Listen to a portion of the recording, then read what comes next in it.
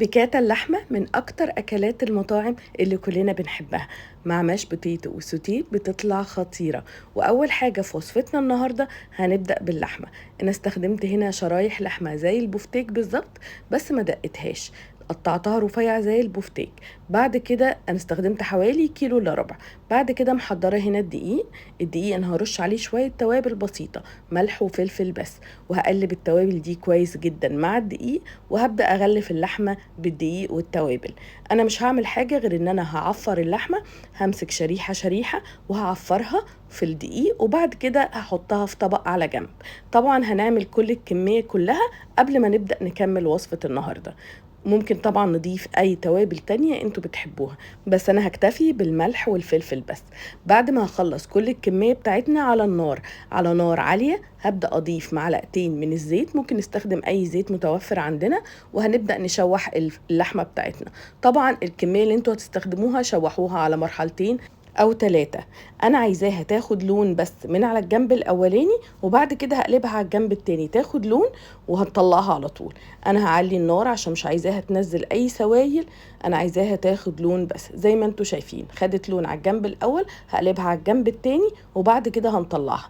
هي كده لسه ما استوتش، احنا لسه هنكمل باقي وصفتنا. بعد ما اخلص كل الكمية بتاعتي في نفس الحلة او في نفس البان، هنضفها لو فيها اي شوائب، وبعد كده هبدأ اضيف قطعة من الزبدة.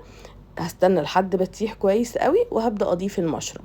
انا هنا استخدمت مشروم، ده طبعا اختياري بس بيديها طعم حلو قوي.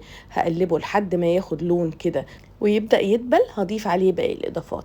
أنا هضيف عليه معلقة من التوم، دي طبعا التوم مع المشروم بيدينا طعم حلو جدا جدا. هقلب التوم مع المشروم، وعايزة أقول لكم الروايح بتطلع خطيرة. بعد ما خلاص كل التوم والمشروم يتبلوا، هبدأ أضيف عليهم مكعب من المرقة، طبعا ده اختياري، وروزماري ده اختياري، ممكن من غير مكعب مرقة وممكن مية بس. شوية توابل بسيطة، ملح وفلفل، وكمان توابل للحمة، أي توابل للحمة متوفرة عندكم. هقلبهم كده تقليبه مع بعض، وبعد كده هرجع عليهم اللحمه، وهضيف هنا من كوبايه ونص الكوبايتين، وهغطي واسيبها تستوي. وكل شويه هشوف الميه قلت ولا لا، لما تحتاج هزودها.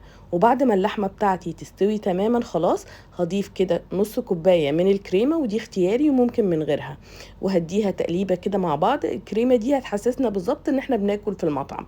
هديها كده تقليبه مع بعض، وهسيبها 5 دقايق، وكده خلاص وصفتنا جاهزه تتقدم. قدمتها زي ما قلت لكم مع ماش بوتيتو، وكمان هكتب لكم كل مقاديره تحت الفيديو، وكمان سوتيه. اكله خطيره واحلى بكتير، واضمن من اي مطعم هتاكلوها فيه. جربوها ومتاكده هتعجبكم. ولو اول مره بتشوفوني ما تنسوش تعملوا فولو وسبسكرايب للقناه.